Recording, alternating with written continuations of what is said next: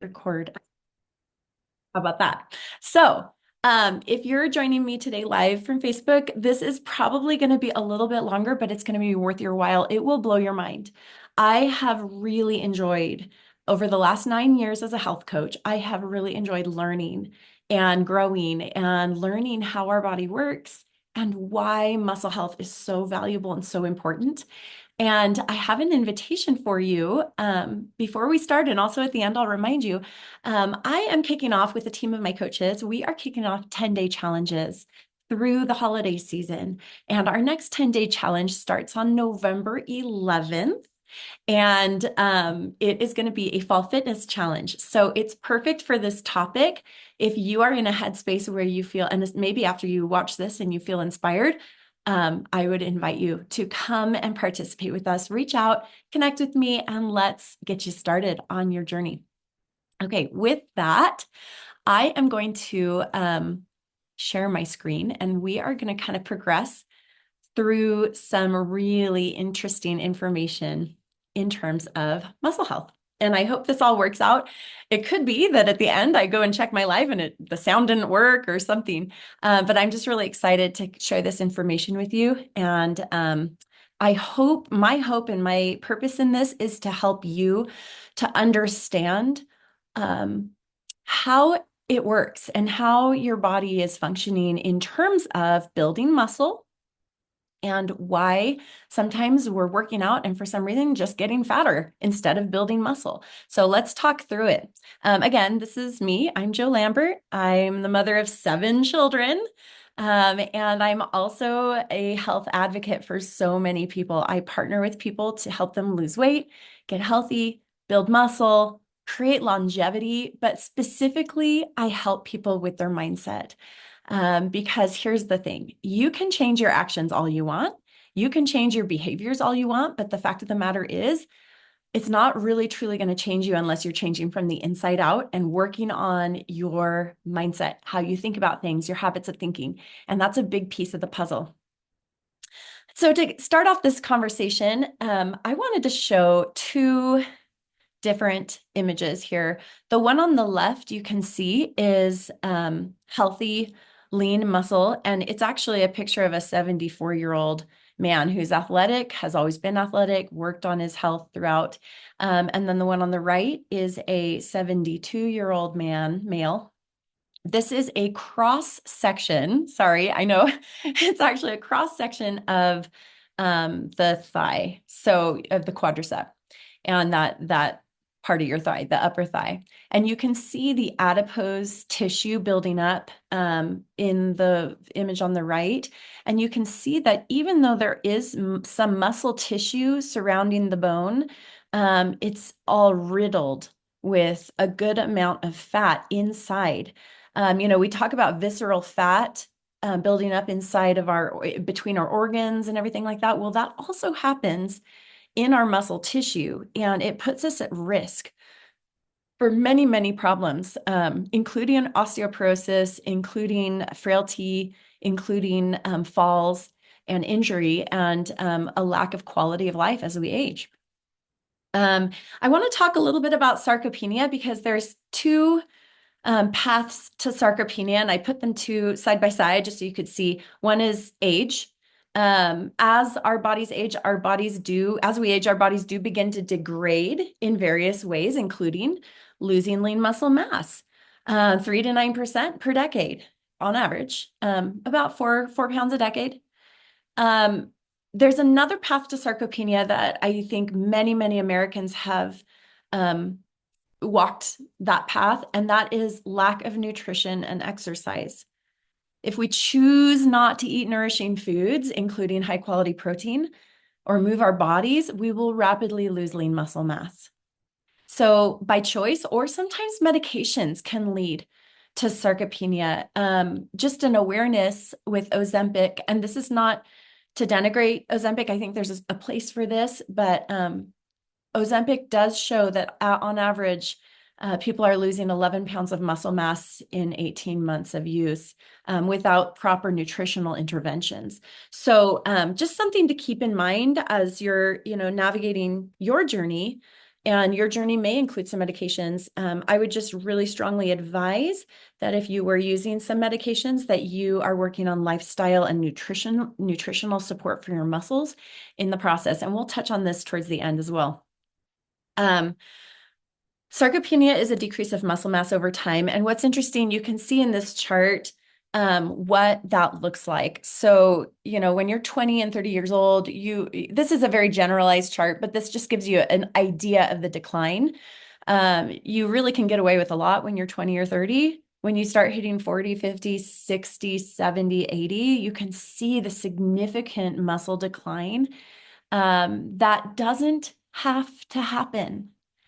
I think in a lot of ways, these declines happen sort of by accident. We're unconsciously sort of following patterns that have been set for us previously, and we don't understand that. I actually had a conversation with my husband this morning. We were heading off to the gym, and he said, how old do you think the oldest person going to the gym is? And I said, I don't know. I think we used to have a 75-year-old guy going to the gym that I knew of. There's probably older people who are going at our particular gym, I'm sure all over the world. But I said, it's interesting. I go to the gym 6 times a week. I wake up and go every day. At what point do I just decide, no, today's the day I stop? Never. I don't intend to stop. I intend to go and work out and really work my muscles every day so that I can experience that long-term quality and hopefully quantity of life and live a healthy life moving forward. So let's talk this talk. What I'm going to go through is muscle health. What is it, and why is it important? So we'll explore this more deeply, and it is more than MECI. How do I preserve and grow my muscles? Vital tools and understanding, and then need to know nutritional factors. This doesn't happen just in a void. You do have to make choices that align with the needs of your muscle fibers. So we'll go into that. This is just a fun little grab and go image that shows you all the benefits of myokine and macrophages. As the scientists have been doing research on this over the years, and I'm going to kind of share some kind of mind-blowing research that I did not know, but I will share with you very shortly.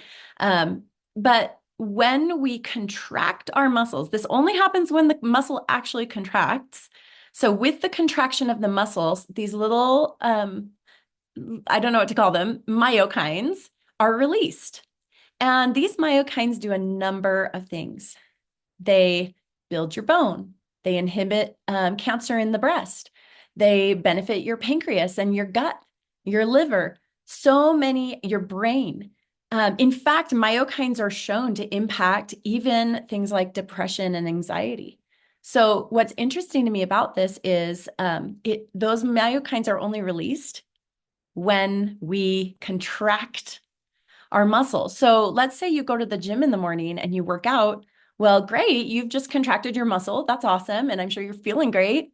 And then let's say you go home and you just sit in front of the computer the rest of the day. And then you go home from work and you sit in front of the TV.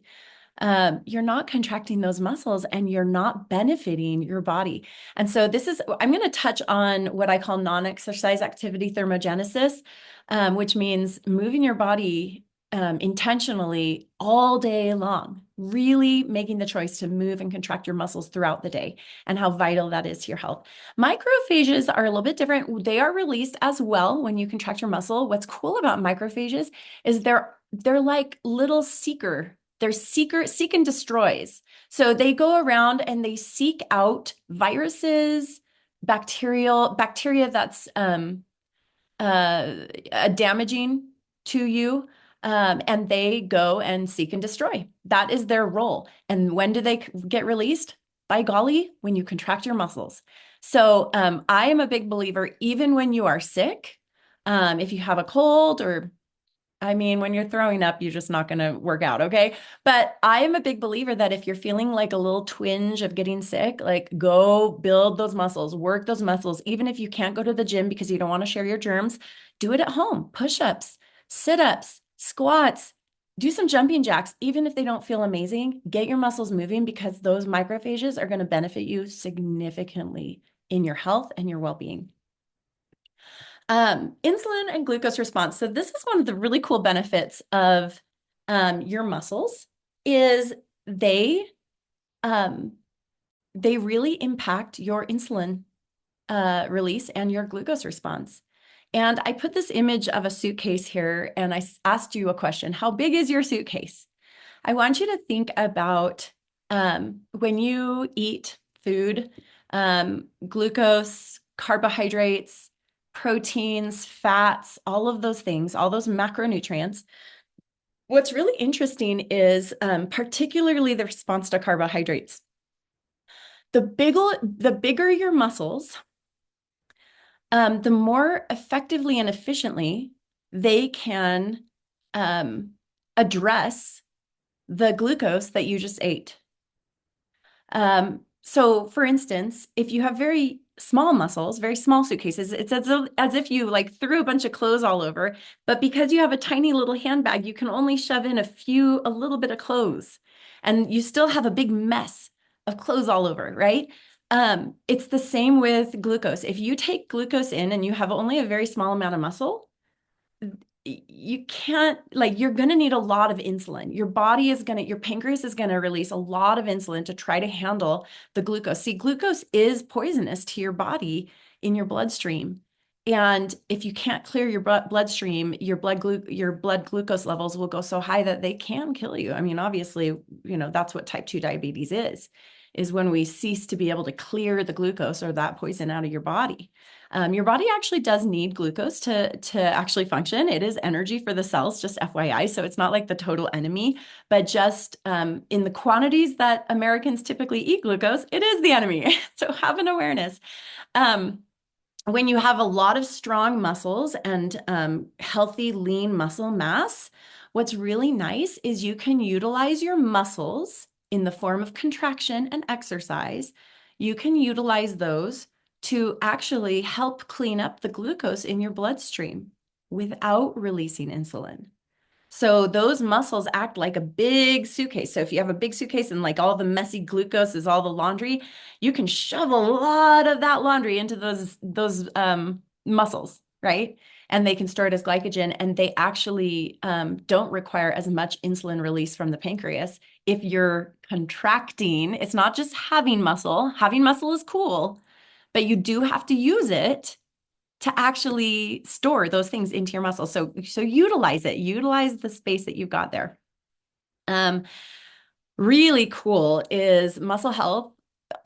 Depending on your muscle health and your lean muscle mass, it thwarts disease and basically all-cause mortality. Okay, so let's go through a few of these. So obviously you've got your macrophages. How cool is that you have this like secret army of seek and destroy weapons for viruses and bacterias. But another thing to keep in mind as you age, I mean, very often as we age and osteoporosis starts to set in, which, by the way to resist osteoporosis is to build stronger muscles. Resistance training densifies bones. Definitely, if you are at risk for osteoporosis, build your muscles. More muscles means less falls, fewer falls as we age. We have a better quality of life. We have a better amino acid reservoir. I read a book a while back. What is it called? I'll have to post it in the comments. I can't think of it right this very minute, but it's written by a doctor, and she said that in her, she did rotations in multiple areas as a preparation to be an MD. She went into, I think it must have been endocrinology eventually, but she said when she worked in the burn unit, they would just dose up the amino acids. Like they would definitely give essential amino acids and all types of amino acids to those burn victims as they were grafting skin grafts, doing different things, because your body requires, in order to heal tendons, muscle fibers, skin, all of those things, it requires a reservoir of amino acids. What's really cool about your muscle fiber is if you have more muscle, you actually have resources for your body to have higher levels of survivability.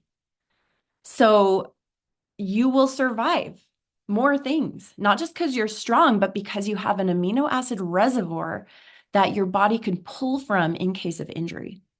Kind of interesting. Obesity related diseases. I do not need to get into that. I'm pretty sure everybody knows so many obesity, type 2 diabetes, hypertension, high blood pressure, conjunctive heart disease, all the different cancers, so many cancers because obesity just is, it's all related to obesity. When you build muscle, you really do combat obesity very, very effectively. Autoimmune disorders. This is interesting too. And I don't know all the research on this, but by elevating regulatory T cells and reducing inflammation, we actually put ourselves in a really good space, especially if we are battling some autoimmune disorders. And how cool is this? Resist wrinkles. So I just thought these were really important reasons why we might want to prioritize our health, our muscle, lean muscle mass, and our health. It is the largest organ in the human body, if you think about it. This is your endocrine driver, your muscles. It is our largest organ. If you like, truly, it is the thing. And to a large extent, it is the only organ that we have a direct ability to affect. I mean, I can't say to myself, ah, yes, I'm going to work out my liver today, or like, it's time to get that pancreas going, like let's get the stomach working out. I mean, we can work out our heart, right? By doing cardio. But we can actually proactively nourish and exercise this particular organ, and it happens to impact so many endocrine focused, including hormones. Ladies, listen up, perimenopause, menopause, your muscle mass is going to directly impact your hormones, your endocrine system, your immune system, all of those things. I do want to touch on, and I brought these images in, and honestly, I don't love to like highlight this, but I think it's very important because the semaglutide, the GLP-1s, some of the names are Wegovy, some are Ozempic. There's a number of different medical weight loss drugs available to us. And I just want to kind of point out that this is truly the image. You've got over an average adult over 30 is losing every year about a pound. And then you've got someone on semaglutide. It's 22%, 22 times more lean muscle mass for the trial patients. Just really interesting statistics. It's those who are not attentive to their muscle health during the medication. So if you are considering or even on the semaglutides or the GLP-1s, connect with a health coach. I would guide you to connect with a health coach and do as he or she guides you to do in terms of your nutrition and physical exercise. It is very, very important for your muscle health. I sort of included this as well because it's interesting without coaching. So the GLP-1s without coaching, you're going to lose 13 pounds of fat, but you may also lose 23 pounds of lean muscle mass. With coaching, you'll lose 14 pounds of fat mass and quite possibly and often gain a pound of muscle mass. And I'm going to give a little hint. This side where it says with coaching, you could do that even without the drugs very often. It just depends on your particular situation. And I work with clients, and I'm actually certified to work with clients on semaglutides and GLP-1s. And so I'm not judgmental at all. I recognize there's absolutely food noise. There's a number of challenges that men and women face in terms of their metabolism where the drugs can really help. My passion is to help people who are taking the drugs to actually build muscle, to protect their muscle mass, to lose fat, and really get the results they're looking for so that they can live a long and healthy life. And so they can get off their drugs. I also included this little video of this gal, Joan McDonald. She is not my client. I do not claim her at all, but I just wanted to share because it's so inspiring to see what is possible. And if you are 74 years old and you've never exercised before, your body will respond. You are not broken. Your metabolism is not broken. Nothing is broken about you. Let's help you get healthy. But let's watch this. She's pretty amazing.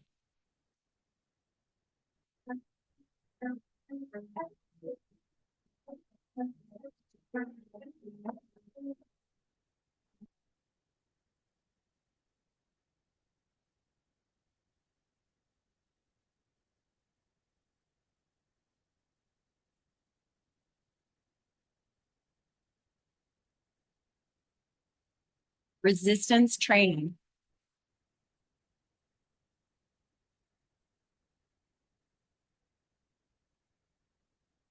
She is again. Deadlifts. Let's go with the booty. And if you can't hear the music, I would say go find it on YouTube. It's really inspiring music in the background.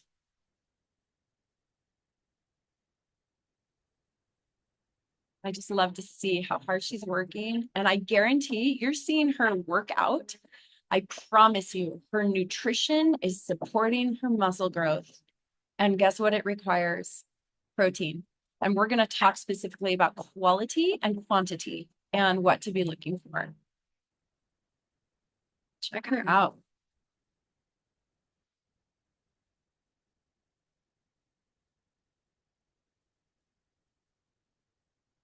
So inspiring. I'm going to stop it there. It goes on, and you can definitely watch it online. It is exciting. Oops, how do I make it stop? This will be, there we go. So what can be done? Okay, I'm going to talk about three things. All three are super important for muscle growth. Okay, number one, resistance training plus, and I put the plus there because yes, going to the gym is important, but moving your body throughout the day. Your body is a use it or lose it system. That's how that works. Nutrition, we're going to break this down, I promise. And then sleep. Sleep is often overlooked and it directly affects your muscle healing and regrowth. In fact, I just did a presentation on sleep here in my home last week. And one of the little charts that I shared about sleep, which is there's been so many studies done on healing and muscle health and injury prevention. What's interesting is at 6 hours, it was like 6 hours of sleep was like 60% chance of injury. 7 hours, it went down, maybe down to like 50% chance. But then with 8 hours, it jumped all the way down to like 25% chance. And then 9 hours of sleep. Who has time for 9 hours of sleep? But it just shows you the power of sleep.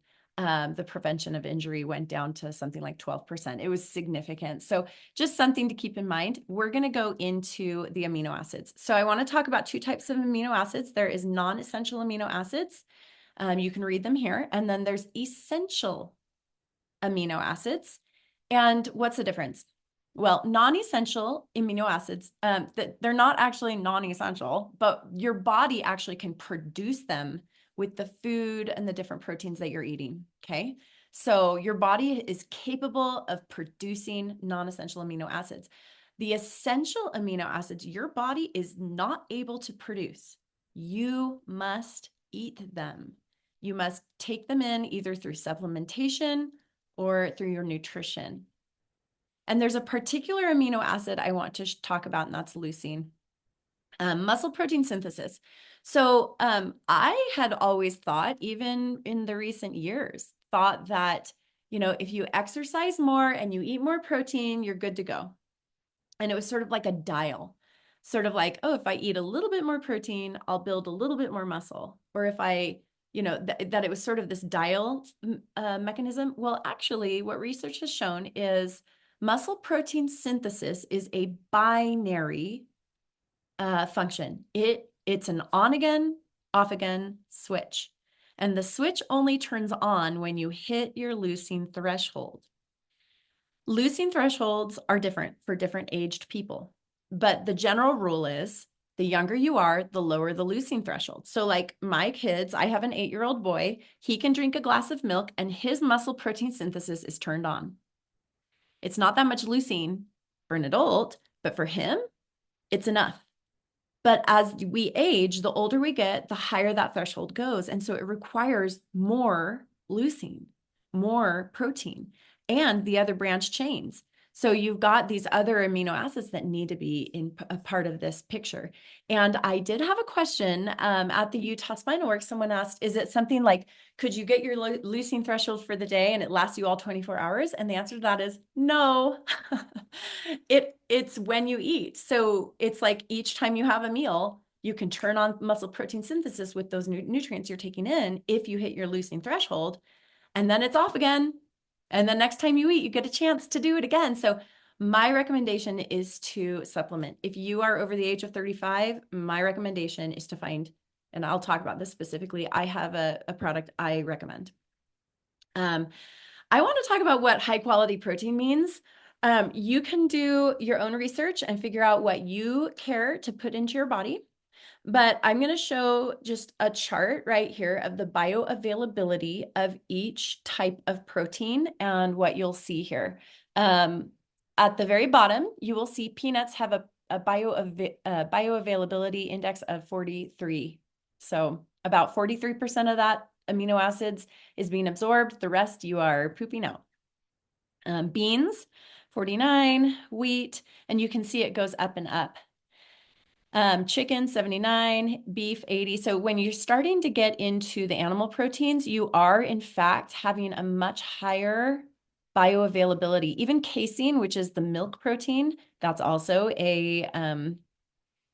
that is a animal protein. So down here, I guess you've got rice protein. It's fairly high for a plant-based protein. But you're going to come all the way up here. Whole eggs are pretty darn awesome at 100% bioavailable, whey concentrate, and then whey protein isolate blends. So you're going to have a variety depending on what you have out there. But honestly, any kind of whey, you're going to really get a pretty powerful hit. The cool thing with whey too is it does have your branched chain amino acids. And so muscle protein synthesis, if you have enough of it, which is usually about 25 to 30 grams, you're going to turn on your muscle protein synthesis.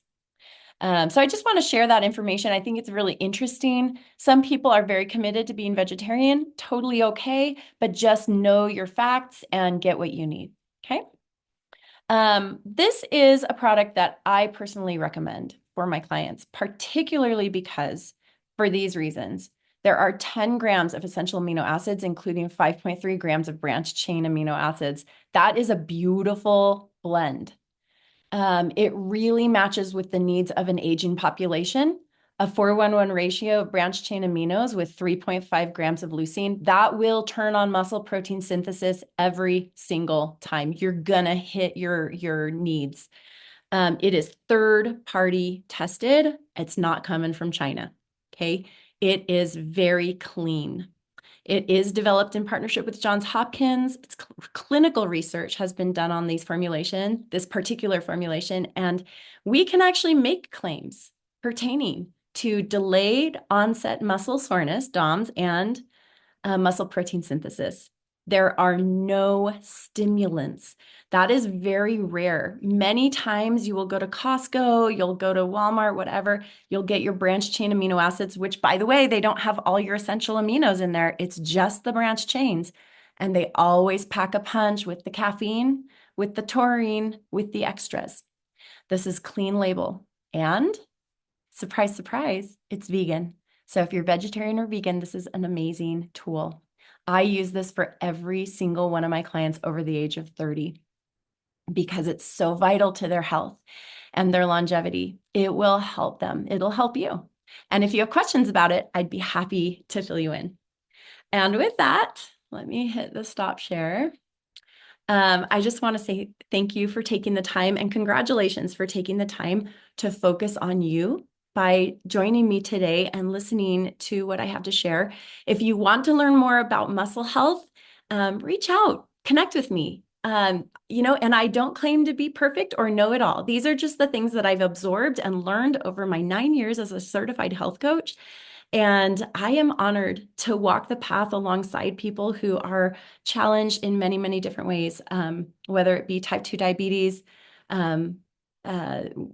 high blood pressure, GLP-1s, no matter where your path starts, let's create a path of optimal health and longevity that will serve you and your family in a way that allows you to be who you were meant to be in this world. And with that, I say goodbye.